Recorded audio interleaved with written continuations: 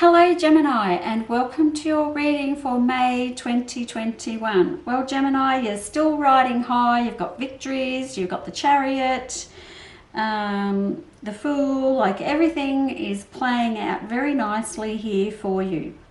Couple of points I want to talk to you about, but overall this is a good spread. Now there seems to be a point here just where you're starting to get a bit stuck, but then everything seems to take off again. So it's a very short-lived moment where you're starting to get a bit negative, and then all of a sudden things take off again. So there's a bit of movement in the spread at the start of this month. So whether this is work related or travel related, but there's a lot of movement, you're moving around a lot. I hope that makes sense. And you're actually doing it by yourself, so don't feel like you're taking everyone with you or something like that. Maybe that's a work thing then, if I'm saying it like that. So the stuff around the house. I remember telling you that you're probably going to buy a new house or build or change, but it seems like you haven't really come to that decision yet. You're waiting.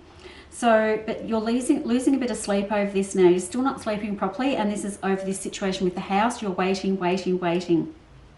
So, what do I have to say about that? I feel like I'm going to suggest that you keep waiting. Don't do anything just yet, maybe wait, because there's better things coming as I go further down into this spread. So just deal with what's happening now around the house.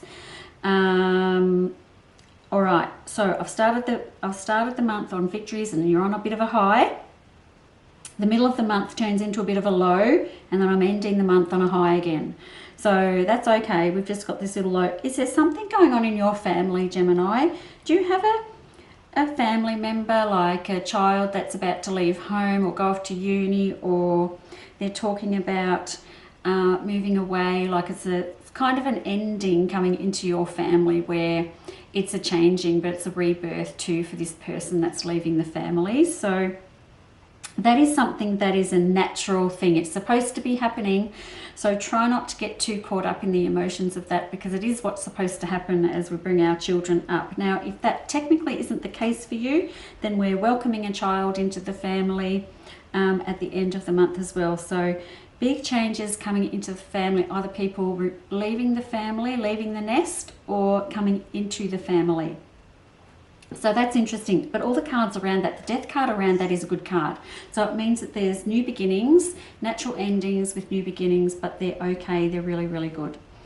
All right, so at the end of the month, Gemini, again, you're at a bloody crossroads. You tend to do this to yourself a lot, don't you, Gemini? You sit around and you wonder what you're doing, and you change your mind a lot. You do actually seem to change your mind a lot, Gemini.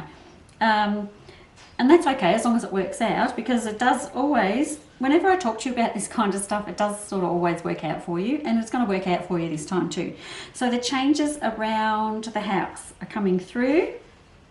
You've got some issues around that. Now, I said to you just a minute ago, whatever you're worried about this house situation, just let it sort of sit for a bit till you make a decision.